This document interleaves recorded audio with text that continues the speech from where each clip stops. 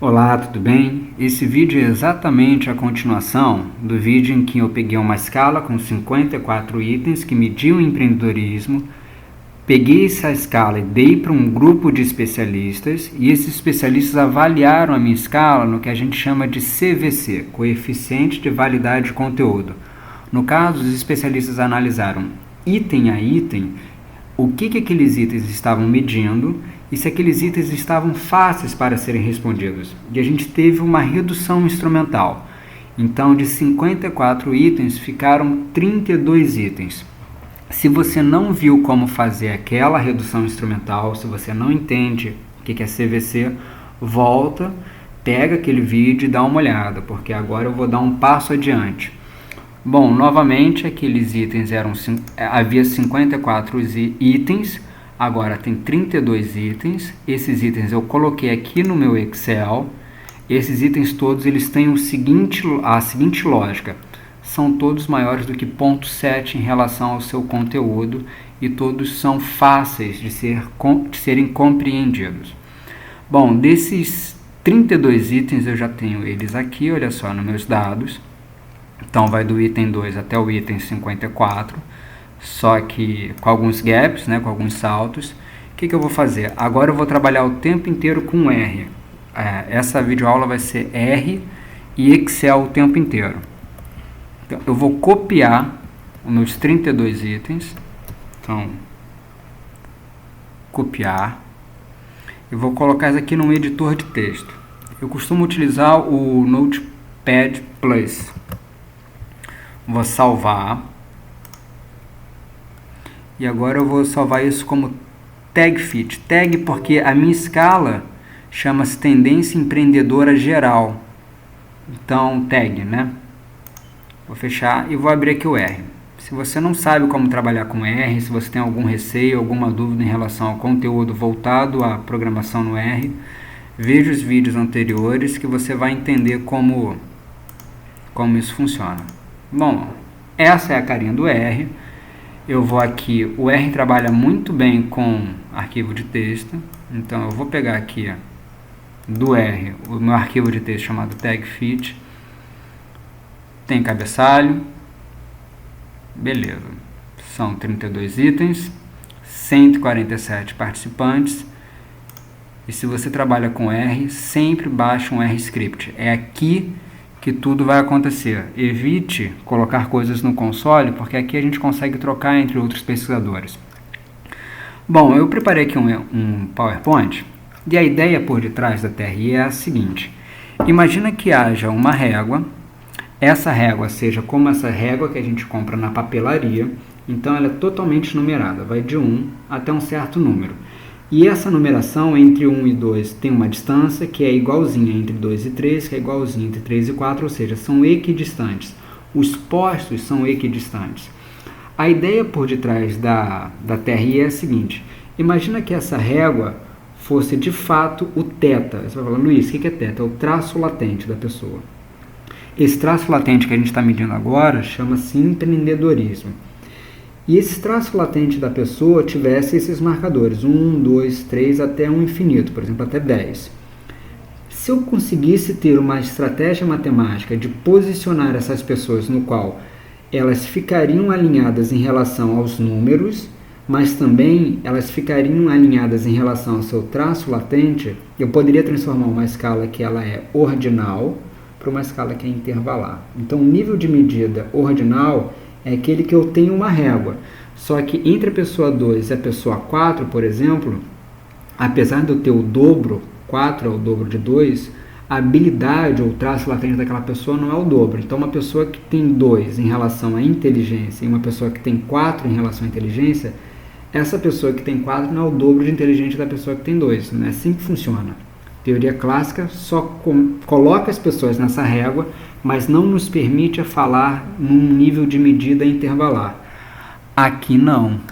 Aqui, se uma pessoa tem 2 e uma pessoa tem 4, isso acontece porque o traço latente é exatamente ou muito próximo de seu dobro. Então, a ideia da TRI é ter um modelo de regressão não linear, um modelo de regressão logística, no qual eu consiga posicionar as pessoas a partir de um contínuo do θ. ou seja, um contínuo do traço latente.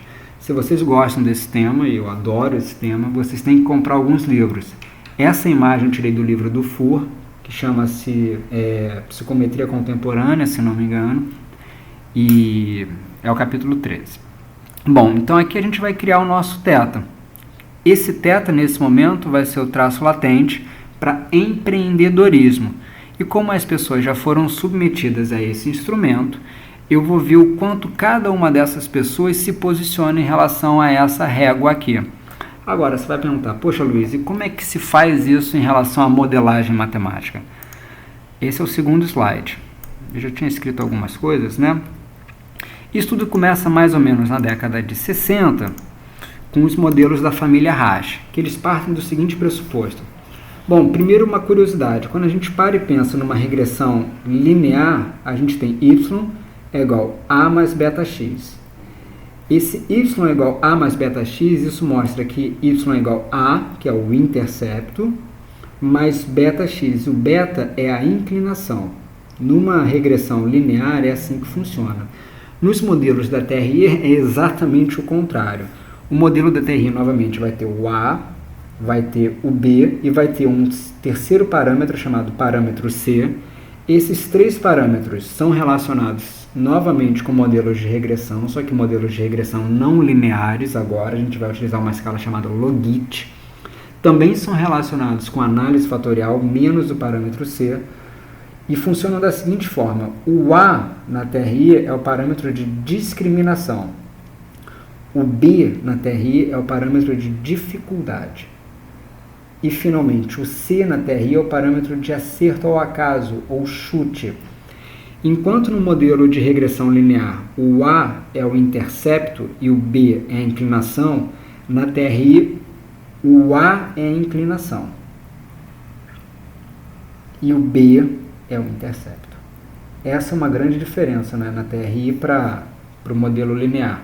Então, no caso, a discriminação, que é o A, na TRI é a inclinação, tá bom? E o B, que é a dificuldade na TRI, aqui é visto como o intercepto, ou às vezes você vai ver como a localização. Ok, beleza. E o C é o chute. Qual que é a lógica dos parâmetros dos modelos Rasch? Rasch e um PL não é a mesma coisa, não são as mesmas coisas. Modelos Rasch são modelos que consideram, aqui é para itens dicotômicos, tá bom? A probabilidade de acerto dado o traço latente mais a dificuldade. Agora, como é que o Rasch vai funcionar? É o seguinte, toda discriminação vai ser igual a 1. Então, o parâmetro A aqui no Rasch, por isso que eu já tinha escrito isso, é igual a 1. Sempre em Rasch, o parâmetro A vai ser igual a 1. E a única coisa que vai variar é a dificuldade, ou seja, o B, o intercepto, né? Porque a inclinação sempre vai ser igual a 1, ou a discriminação sempre vai ser igual a 1. A diferença do Rasch para um PL, um parâmetro logístico, é que enquanto no Rasch o A vai ser igual a 1, e vai ser igual a 1 em todos os itens, no parâmetro logístico o A vai ser igual a algum número, que não necessariamente é 1. Pode ser 0.6, 0.5, 2.6, por aí vai. Vai ser algum outro número.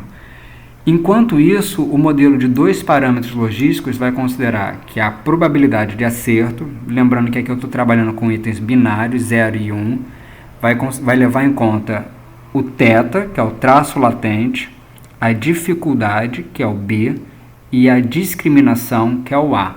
Agora, o traço latente é do sujeito, a dificuldade é do item e o A, novamente, é do item. Então, aqui eu vou ter um outro parâmetro considerado. Não obstante considerar a dificuldade, eu também vou considerar a discriminação de cada uma desses itens. Então, no caso aqui, eu estou considerando os dois momentos, o intercepto e a inclinação de cada um dos itens. Particularmente, eu utilizo mais o 2PL. O 3PL eu consideraria também o chute. Isso aqui só tem sentido, ou pelo menos tem mais sentido, num modelo de TRI chamado TRI unidimensional. Eu posso ter modelos não unidimensionais em TRI, mas não é o conteúdo da aula de hoje. Bom, beleza. Com isso daqui explicado, eu tenho aqui o R, eu já abri aqui o R, eu já importei aqui o tag fit, e agora eu vou seguir esse meu passo a passo aqui com vocês. Esse meu passo a passo refere-se a essas estruturas, essas 6 estruturas que eu vou fazer aqui no meu banco de dados. Primeiro momento, eu quero criar modelos unidimensionais para o tag fit. Bom, eu vou utilizar um pacote chamado LTM, e sempre que vocês tiverem alguma dúvida, esse comando aqui vai ajudar, olha só. Opa, foi demais. LTM. Então, aqui o tempo inteiro ele vai me dar a explicação help desse meu pacote. Bom, eu estou utilizando o pacote LTM, e o pacote LTM me permite trabalhar com dados binários, com modelos unidimensionais. Eu vou criar modelo, então vamos aqui, criar modelos. Primeiro modelo é um modelo de hash, que eu vou chamar de mod hash. Esse modelo de hash vai se dar e eu vou colocar aqui um zoom, só para mostrar aqui que eu estou escrevendo, que algumas pessoas reclamaram do som, estou tentando falar um pouco mais alto, e também que às vezes não conseguiam entender o que estava sendo digitado. Esse modelo de hash vai considerar o meu banco de dados, vai ter aquela restrição que eu falei para vocês, aquela restrição de 1, aqui está meu banco de dados, mais 1, se não me engano é assim, vamos ver se acertei. Acertei. E ele criou meu banco de dados chamado mod hash aqui, tá? Bom, eu tenho um modelo no qual eu tenho o parâmetro A fixado ou restrito em 1. Eu quero fazer a mesma coisa, mas eu quero deixar tanto o A quanto o B livres. Então eu vou ter um modelo chamado modelo de 2PL. Então eu vou chamar de mod 2PL. E aqui eu vou ter o LTM. Vou novamente dar um zoom para facilitar para quem estiver trabalhando fazendo a mesma coisa. Aqui é meu banco de dados. Z1. Vamos ver se eu acertei. Bom, ele está fazendo as contas, acertei. Aqui agora eu tenho dois modelos, né? Um modelo hash e um modelo de 2 parâmetros logísticos, e eu vou fazer a mesma coisa agora para 3 parâmetros logísticos. Vou dar o zoom. TPM tag fit. Beleza, ele está fazendo as contas. E daqui a pouquinho vai aparecer aqui nos valores os 3 modelos. Legal. Com 3 modelos, agora eu começo a ter uma seguinte lógica. Eu tenho 3 modelos usando esse mesmo banco de dados. Qual que é o melhor modelo? Não é? Qual que é o modelo mais adequado? O modelo hash, o modelo 2PL ou o modelo 3PL? Como eu vou disponibilizar essa sintaxe, eu vou deixar aqui os comentários.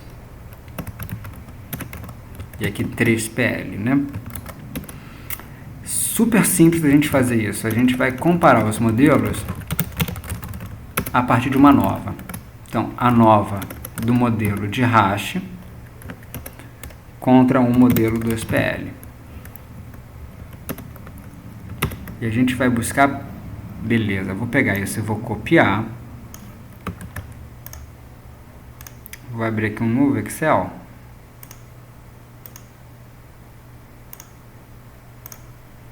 E vou colocar aqui. Aqui eu já consigo ver claramente que o modelo de 2 parâmetros logísticos é melhor. É melhor por conta do valor de P, é menor do que 0,05, e é melhor também porque o ACAIC e o BIC, que é o critério de Bayes, né, de Schwartz, eles são menores, olha só, com menor os resultados do critério de ACAIC e o critério bayesiano, melhor. Então, no caso, eu tenho ajustes melhores no modelo de 2PL, inclusive eu rejeito a hipótese, o H0, a hipótese nula. Agora, eu tenho que também fazer uma comparação entre o modelo de 2PL e o modelo, olha só, de 3PL.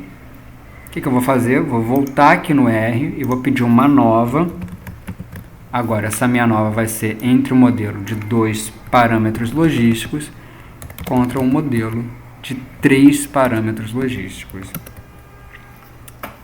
Eu vou colocar lá no meu Excel.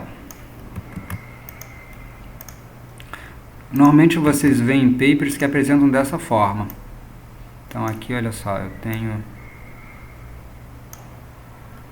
o modelo de 2 e o modelo de 3 parâmetros logísticos. Repara só. Bom, o ACAIC não é menor no modelo de 3PL. Quer dizer, é um pouquinho menor, né? Não, é maior, ó, 587, aqui é 582. Então o ACAIC é maior, o BIC é maior e eu não rejeitei a hipótese nula. Então, no caso, eu vou ficar mesmo com o modelo de 2 parâmetros logísticos.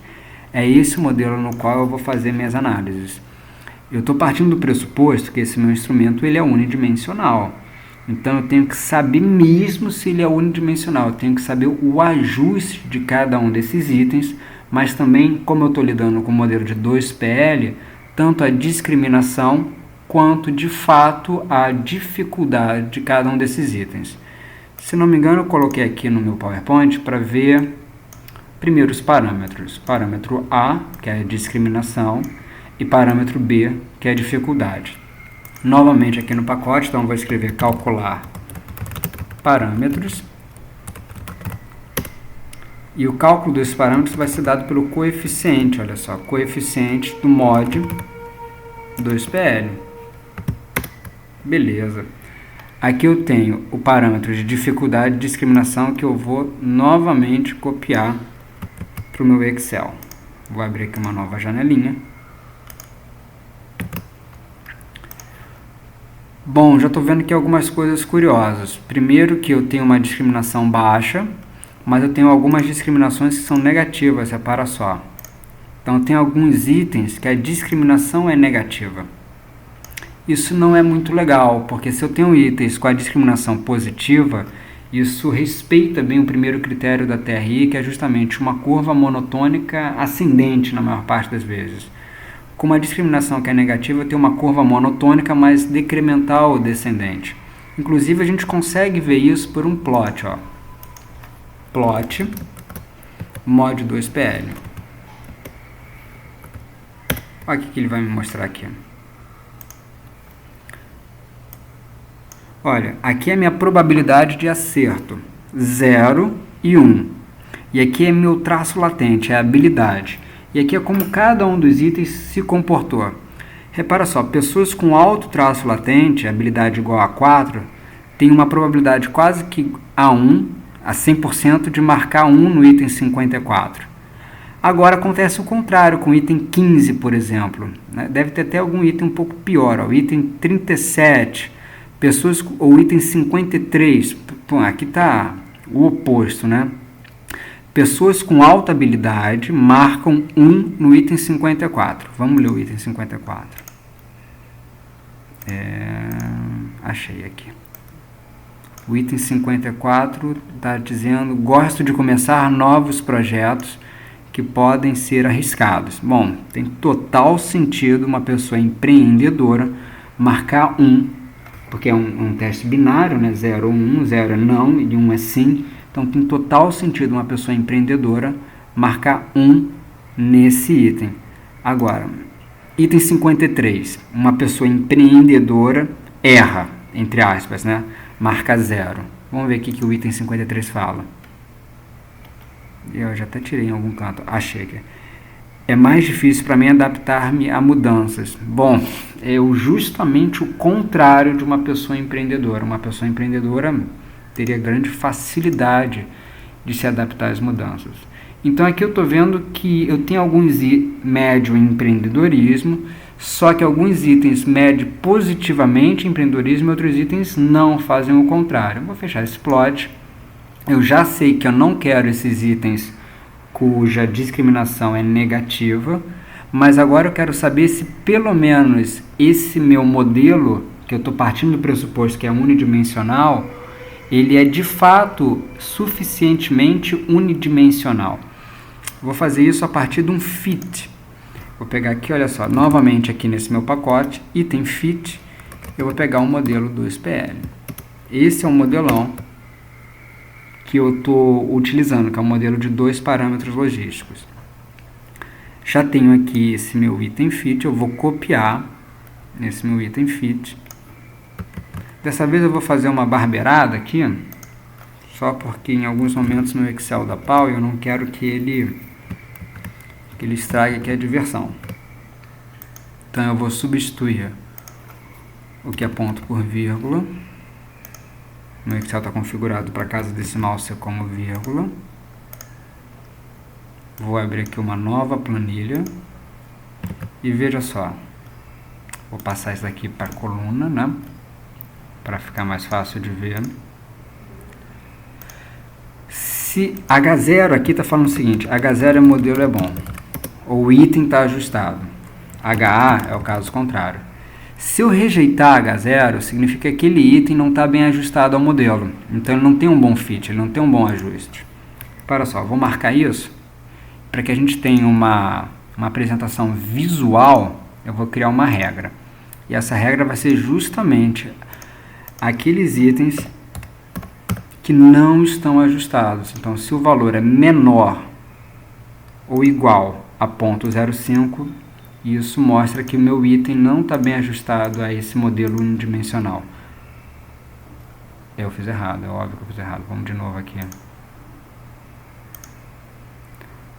Gerenciar regras.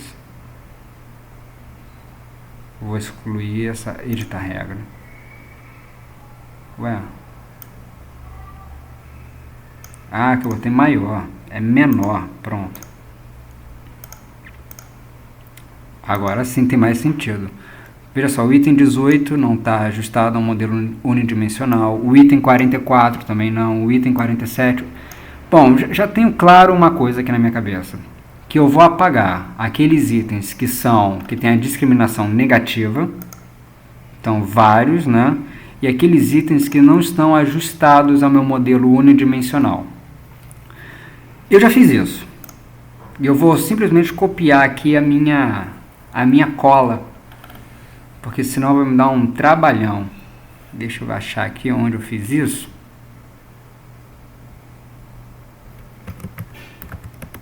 Beleza, tá aqui. E eu chamei até de tag light, ó. Esse tag light é justamente o meu instrumento ainda mais reduzido, ainda menor. Ele remove os itens que têm uma discriminação negativa. E eles removem os itens também que não estão ajustados ao meu modelo. Beleza. Tá aqui agora o tag light e me sobraram 19 variáveis. O que eu vou fazer agora, Luiz? A mesma coisa que eu já fiz aqui no restante, olha só. Criar os modelos, comparar os modelos, calcular os parâmetros A e o parâmetro B e ver os ajustes, para ver se eu mantenho ou se eu não mantenho. Bom, agora sim eu estou com o tag light, o meu primeiro modelo. Vou dar o zoom para facilitar, vai ser o modelo hash. Eu vou chamar de hash light. Hash. Opa. Caramba. Que é do tag light.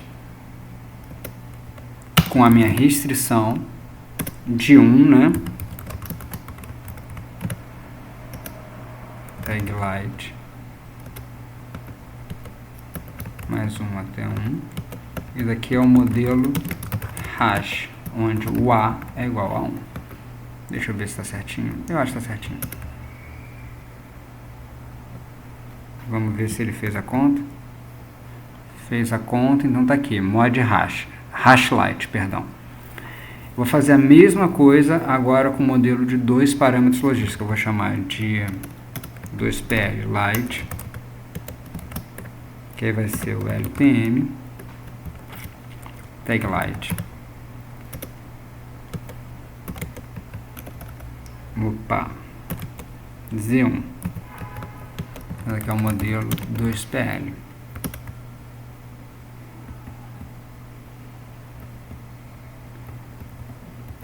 Eu não posso começar uma variável com, aqui erro de amador, né? com letra, com número, perdão. Pronto, agora vai. E eu vou criar também um modelo 3PL. Modelo 3PL. Agora, só para que fique o negócio correto, né, eu vou chamar aqui de... É bom, tudo bem, não tem problema. Light Hash.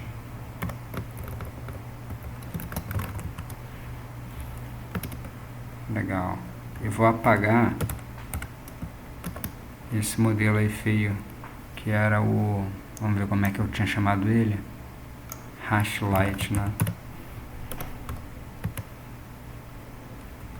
Hash LYT.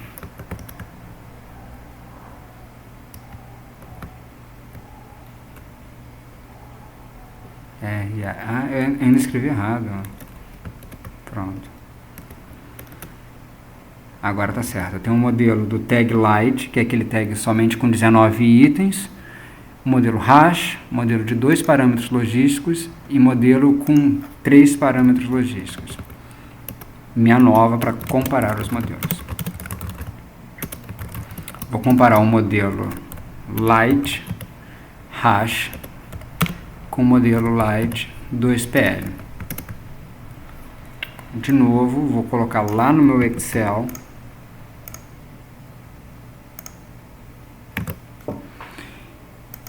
E já sei, olha só, que meu critério de Akaik com menor melhor, meu critério de Schwartz com menor melhor, e que meu p-valor, se eu rejeitar H0, significa que esse modelo aqui é melhor. Já tem um modelo a priori que vai ser esse daqui, Light 2PL, mas eu não sei se esse modelo ele precisa de um terceiro parâmetro. Então eu vou pegar uma nova entre ele e o Light 3PL.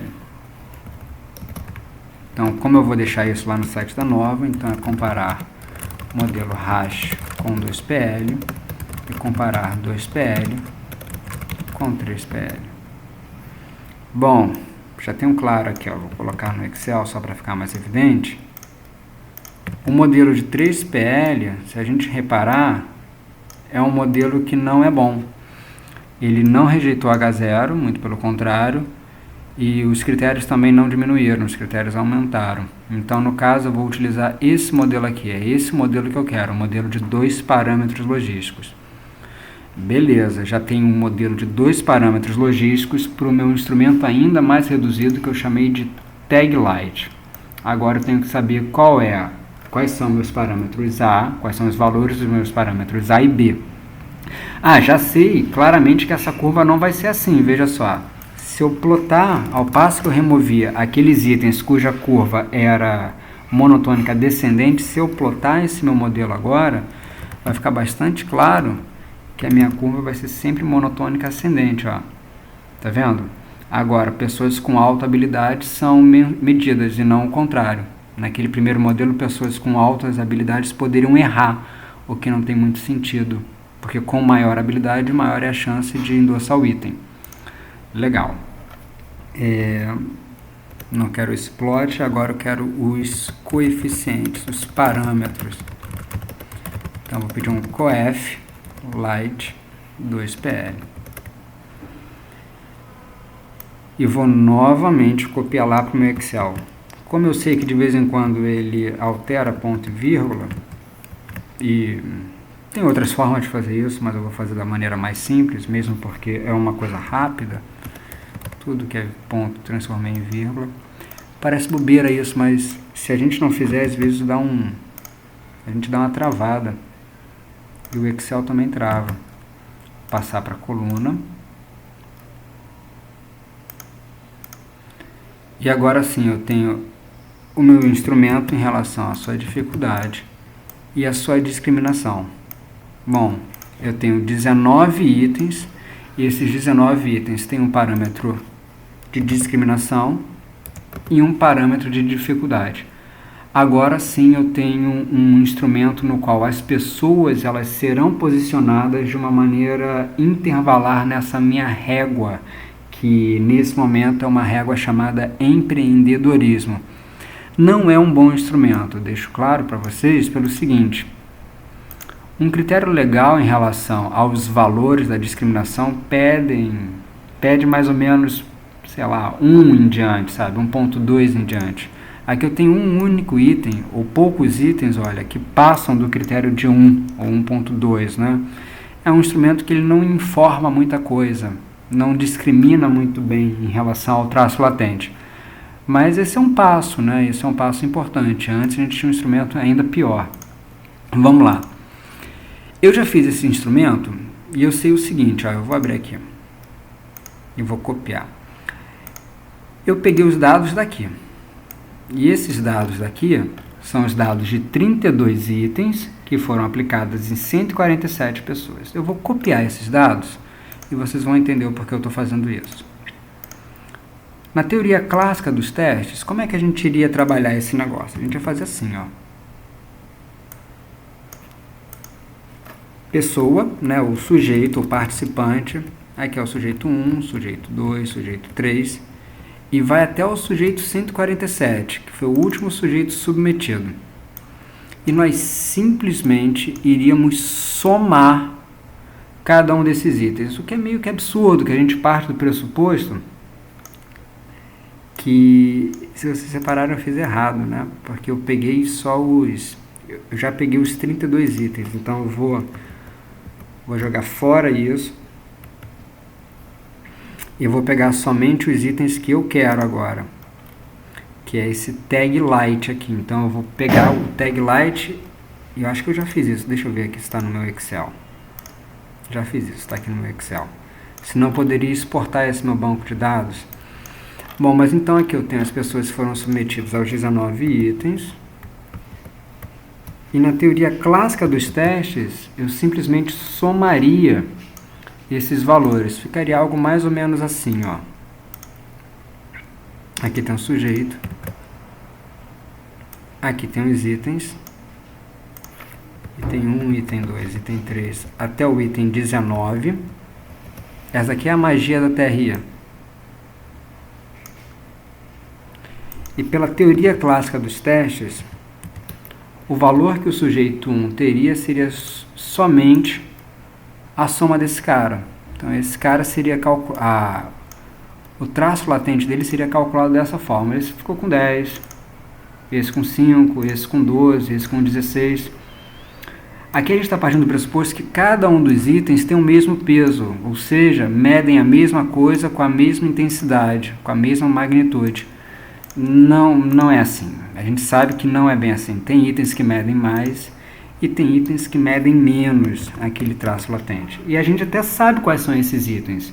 No caso, agora sim, a gente pode posicionar esses sujeitos de acordo com o seu real traço latente. Vamos lá?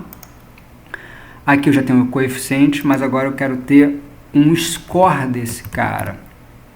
Repara só. Um score desse cara.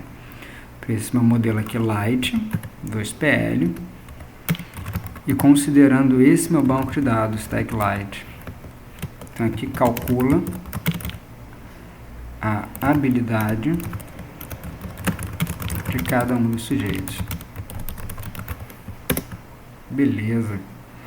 Quando eu fizer isso, eu vou ter novamente as minhas 147 linhas, mas agora eu vou ter, olha só, as habilidades dele a partir desse modelo não linear. Porque a teoria clássica é linear. Ela parte do pressuposto que cada um dos itens tem o mesmo peso. Enquanto na TRI não, a gente tem pesos diferentes para cada um desses itens. Vou fazer de novo aquilo ali que eu já tinha feito, que era ponto por vírgula. Ter todos. E vou colocar lá no Excel.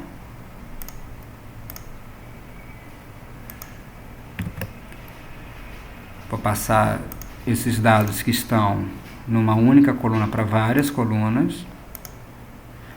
E se você reparar que está o exponencial, se fosse 1, isso não estaria me falando nada. Se fosse maior do que 1, eu tenho evidências para falar que ele tem um traço latente alto. Se é menor do que 1, é o contrário.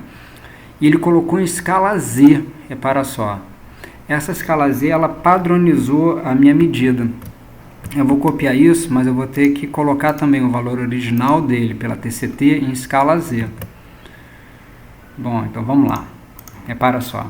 Eu acho que esse daqui é o grande diferencial entre a TRI e a TCT.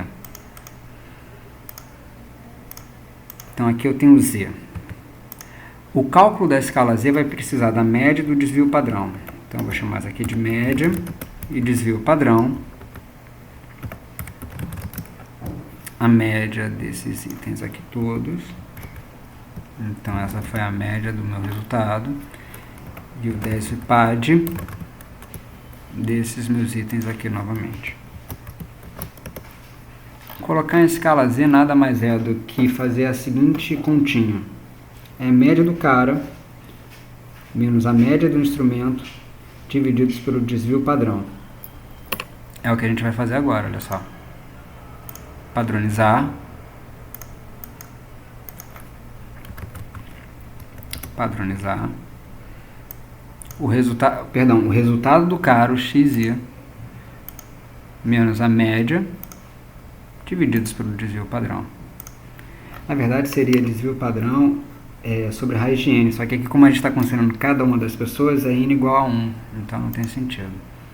Bom, esse aqui é o valor desse cara em relação à nota padronizada dele, se nós considerarmos a teoria clássica dos testes.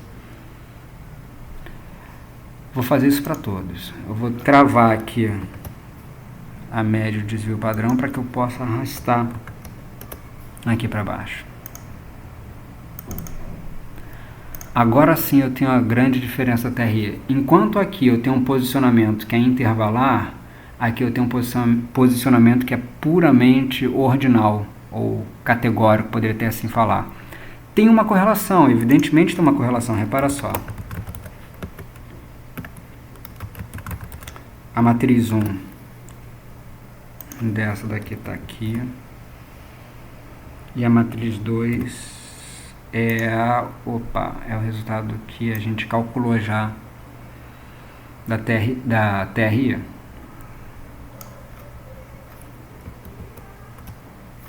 Ai, que coisa. Vamos de novo. Tem uma correlação, olha só.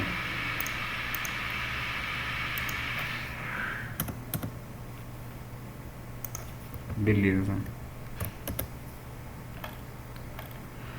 Que não obstante ser uma correlação alta, uma é linear e outra é não linear. É isso daqui a grande diferença. Se a gente fosse plotar isso, vamos ver como fica. Um gráfico de dispersão. Repara, as pessoas elas podem ter exatamente o mesmo valor nessa régua, só que umas terem maior traço latente do que as outras. E é justamente isso que a gente quer saber na TRI. Não obstante elas estarem no mesmo local dessa régua da TCT, elas têm traços latentes diferentes. Ou seja, uma tem mais habilidade do que a outra. Então, voltando aqui, agora a gente consegue posicionar essas pessoas numa régua. Essa é a régua do empreendedorismo, porque é justamente isso que aquele teste mede, né? Ou que se propôs a medir. Eu também posso fazer isso, ou seja, esse mesmo gráfico que eu fiz aqui no Excel no próprio R. E uma das vantagens do R é que muitas pessoas trabalham e deixam tutoriais, deixam dicas da mesma forma que eu estou fazendo aqui com vocês. Repara só, aqui nesse site, olha só, no GitHub, o autor desse pacote do LTM já deixou uma sintaxe para que a gente possa fazer essa mesma coisa que o Excel fez, mas utilizando a interface do R. Ó. Eu copiei, vou colar. Então o que ele vai fazer? Ó? Ele vai criar uma variável que vai ser exatamente essa mesma coisa que eu fiz. Então o score. Agora eu vou pegar o banco de dados que eu quero, o modelo que eu quero, e ele vai fazer uma comparação entre o valor da TCT, que é um valor que às vezes a gente chama de HAL, com o valor da TRI, que é o valor ponderado por esses pesos. Então vamos lá, é o Light 2PL, né? Então ele vai criar essa variável. Repara que aqui, olha só, eu pedi para que ele fizesse no banco de dados, tá bom? Aqui não, ele vai escalonar esses valores. De novo aqui, eu vou tirar isso aqui porque eu já criei esse modelo, né?